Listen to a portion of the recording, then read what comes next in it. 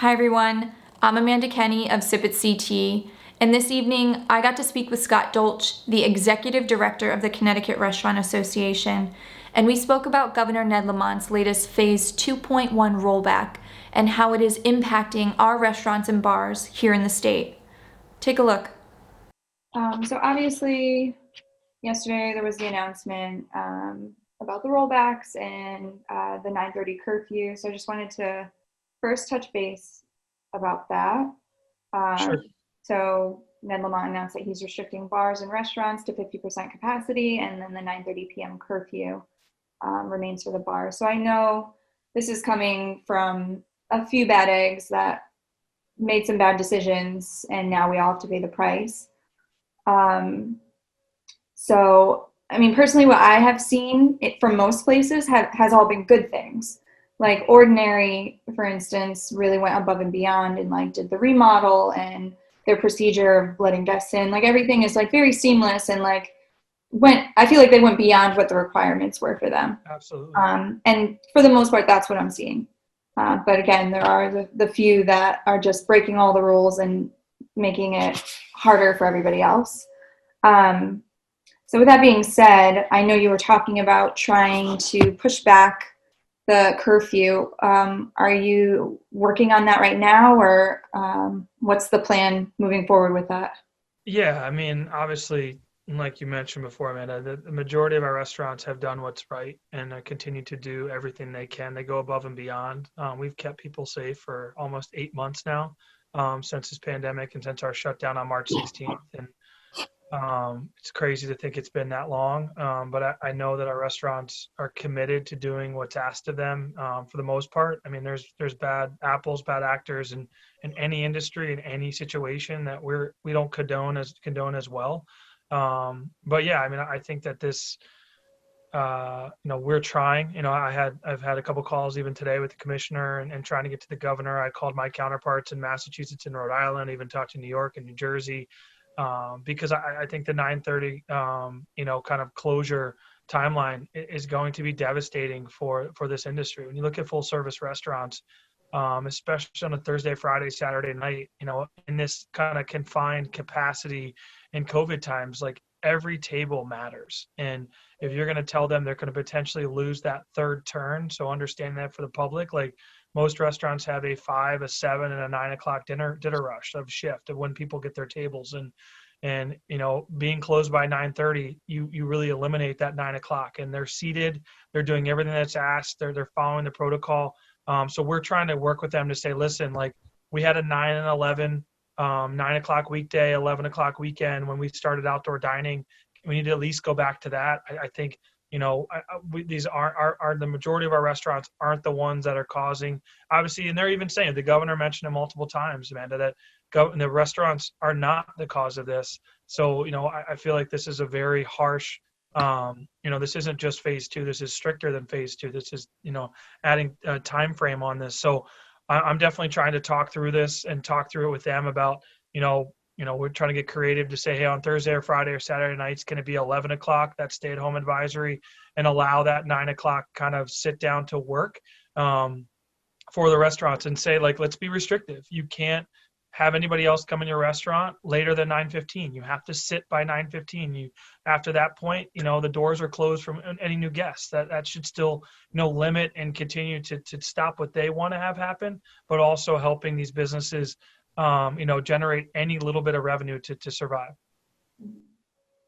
So, I mean, obviously today is election day, and I get the feeling this week is going to be a pretty chaotic one all across the board. Yeah. So in terms of making progress on that particular issue, what do you think the likelihood of that is, happening in a timely fashion? Listen, as you know me, I'm an optimistic person. I'm hopeful. I think, the executive order, it was an announcement yesterday. The executive order hasn't fully been shown yet. It's not going to go into effect till Friday. We've seen with, bar seating changes to, and I'm still working on greenhouses and closed structures and that side of it. I mean, we've been able to work with this administration, which I do give them credit for. They've given us a seat at the table. We've kind of looked at every guideline and tried to rework and say, okay, this, we understand this, but this is how our industry actually works. Please work with us to make these subtle changes that aren't going to affect public health, but will affect the bottom line of the economy of this economic impact. So I want to be optimistic and hopeful. As I talk to my counterparts in other states, I don't think, we're asking right now for 3 hours. We're asking for an extra hour. I mean, I know there's a lot of restaurants out there that are calling me. They're like, I serve it till 11 or 12 at night. Like I serve the industry that comes to my restaurant. Like that's going to, like they're pushing back. And I get that. I said, I don't think I can get all the way fully to eliminate any type of curfew right now, but I do hope they take that to heart of what we're asking for and hoping getting us to that ask. I love to tell you that, yes, it's going to happen. But, I'm not going to stop, being vocal and expressing. And as I've told the restaurateurs, they need to express, to themselves, their own personal story. As I've heard every restaurant call me, probably received well over 100 texts and calls in the last 12 hours. And, how much they're struggling to survive right now. Every day is another, punch in the gut. And this day, unfortunately, was a big one. Yesterday, after really probably the toughest weekend that these restaurants have faced with the weather. We had all day rain and cold rain on Friday with snow. And then we obviously had 40-degree weather on Saturday and Sunday. Every restaurant I talked to had probably the toughest turnout from a revenue side and generating their business model that they've had since the pandemic started. And then to have that news come another day later of even more rollbacks, I think they're scared and they're worried. So I'm hopeful that we can make some changes to help them in this regard, but also in other areas as well. Yeah, that was actually going to be my next question for you, is more the economic impact. Because that's sorry, I don't mean to steal your questions. I'm used to.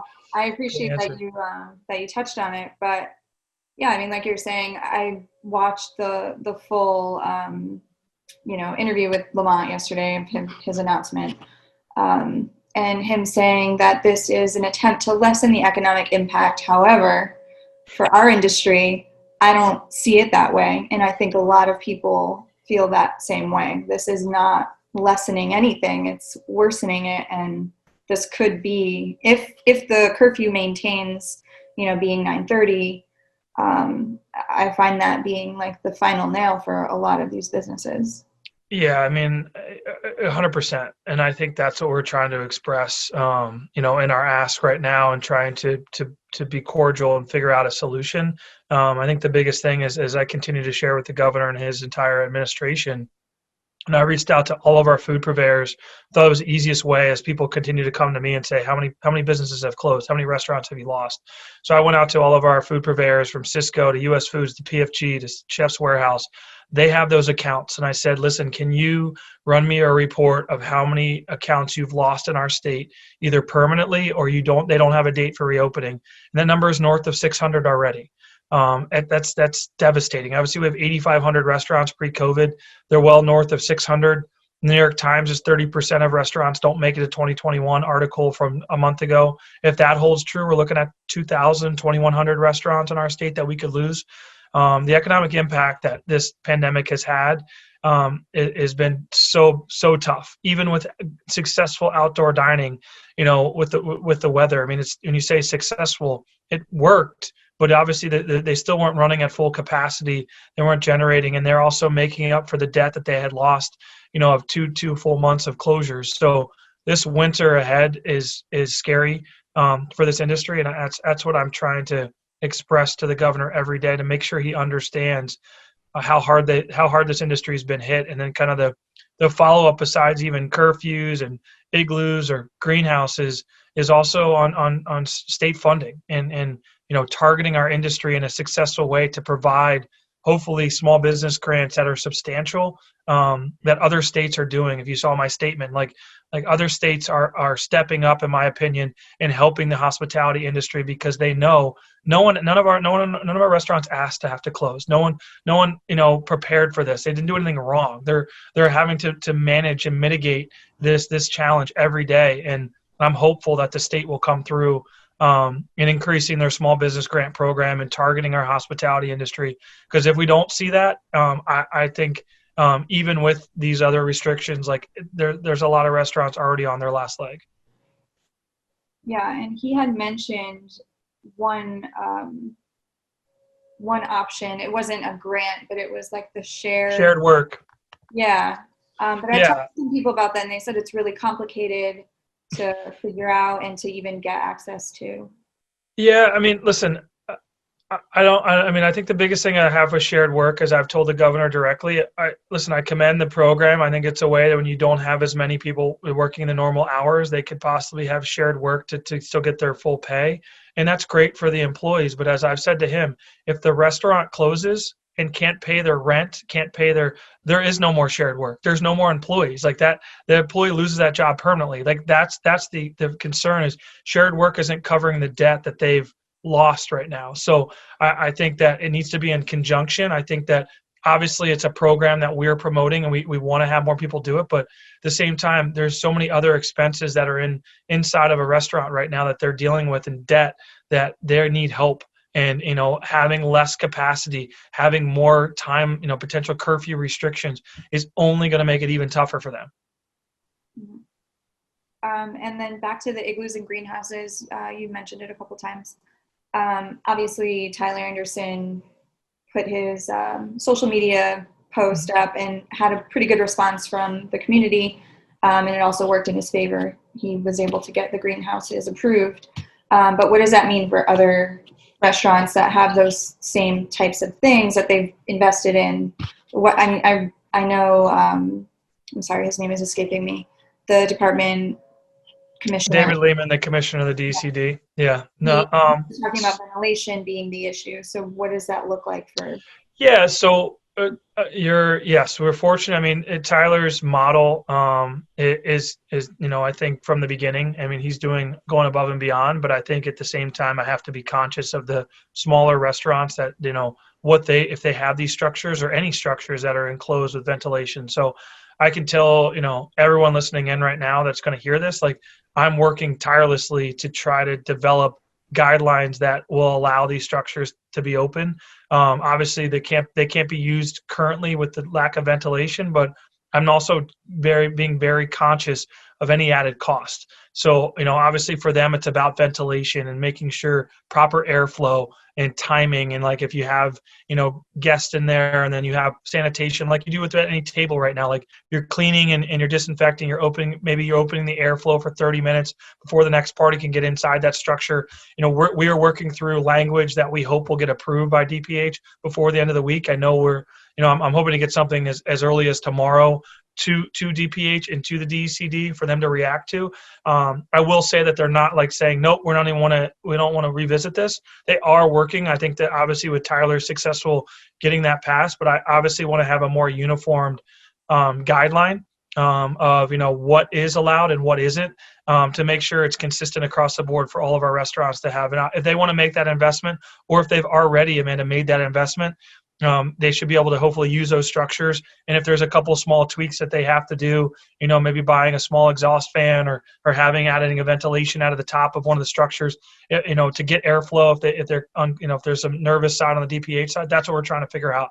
We're trying to work to make sure, I use like the bar seating analogy with the full plexiglass, and then being able to take that down. And it's the same way, like we're trying to work and say, okay, what are you uncomfortable? What are the discomfort? Where's the worry? It's ventilation. Okay, how do we make sure, there's guidelines in there that a small, restaurant, single proprietor with, that mom and pop can afford to make those slight tweaks, as well as a bigger, larger restaurant group. So I want to be conscious of that as well in any decision. So I'm hopeful in the next coming days, as well, as you said, election week and everything else, that we can get that done, and also hopefully some changes to the current phase 2.1 or modified phase 2. Mm-hmm. Is there anything else that you wanted to talk about in regards to this issue that we didn't touch on? I think the biggest thing that my concern is making sure people listening and the residents of Connecticut know that our restaurants are safe. I think that's getting lost a little bit. I think some of the messaging, the way that it's come out, and like you mentioned before, is kind of targeted at our industry. Our industry is phenomenal. I think that we've kept people safe indoor and outdoor since the start of this pandemic. We've been open outdoor dining since May 20th. We've had indoor dining at 50% capacity since June 17th. We haven't seen a rise in cases. We haven't even seen with this rise in cases that it's caused by restaurants by any stretch. So I really want to make sure the residents know that, we're following, we are preaching to follow and go above and beyond. To your point, our restaurants are going above and beyond even the normal guidelines to keep people safe. And making sure that people make that decision and hopefully see that. I think outdoor dining took a little bit of time for people to get comfortable, and then it was like, oh, it's great. And I think indoor, when people walk into restaurants and see the plexi and see the cleanliness, seeing everyone wearing a mask unless they're sitting down, seeing how you're spaced out, like, it'll change your mindset about what maybe you're thinking of a restaurant. So I think that is so important right now. And if you feel uncomfortable, if hopefully the 63-degree weather this weekend allows you still to have some outdoor dining. I hope November is the warmest month in the history, in this sense, so we can have these restaurants survive. But if you come from a vulnerable population or you live with someone from a vulnerable population, we get that. And I think that there's other ways to support these restaurants through takeout, delivery, curbside. There's ways that you can still support them. And I think that that's the big message, moving forward is, restaurants have been a partner as a business community since the start of this pandemic and will continue to be one. But I hope that our residents understand that they are safe, and I put them up against any other business that anyone walks into on any given day, about the safety standards that we hold ourselves accountable to. Thank you so much, Scott, for talking to me. No problem. I bet you missed the last couple of years when your biggest concern was just planning for the CRAs, right? I wish I could go back to the crazies. I miss the crazies. It stinks that we're going to have to ban it. Next year is going to be, I'm hoping, like 3,000 people of just, a post-COVID celebration, because we're going to need it, and who's still standing. But no, it's something I don't think people always joke 2.5 years ago would I have signed up for this, but I will leave with Amanda. I think for me, like, I just continue to think that I have a job. I know others, and even in our industry specifically, have been let go and had to have their own challenges. I've been fortunate to hear these stories of these owners losing everything. Every call that I get, I cringe of what stories I'm going to hear, what other restaurants going to have to shut their doors, and the impact it has. And I'm fortunate to be, I have a chance to fight for them every day, and I don't take that for granted. And yes, I love to kind of get beyond this, get beyond Zoom calls and this side. But at the end of the day, I'm hopeful that we can have a resurgence and a recovery of an industry unlike anything we've seen other states. I want to lead the charge because we have some phenomenal restaurants and restaurateurs in our state, and we hopefully we can have them still be around and see the other side of this. So thank you again for the time, as always. Thank you. I hope so too. So thank you. All right. Thanks, Amanda. I'll talk soon. All right. Bye. Bye.